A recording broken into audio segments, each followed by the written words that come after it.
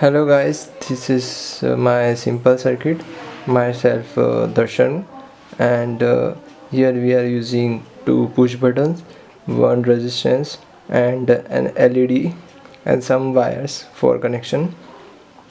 Our task in this circuit is to light up an LED when both these push buttons are pressed.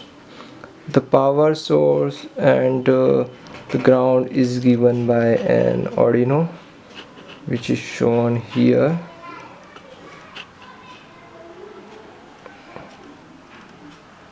The wire from 5 volt and ground in the Arduino is connected to a breadboard, and from there a positive and negative signs shown here,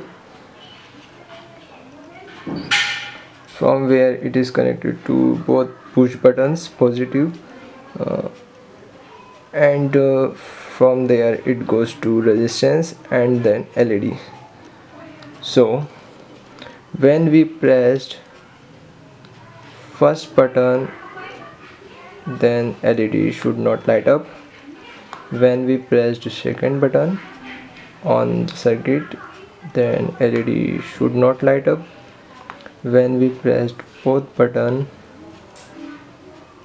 then LED should light up. So here is the simple circuit. Thank you.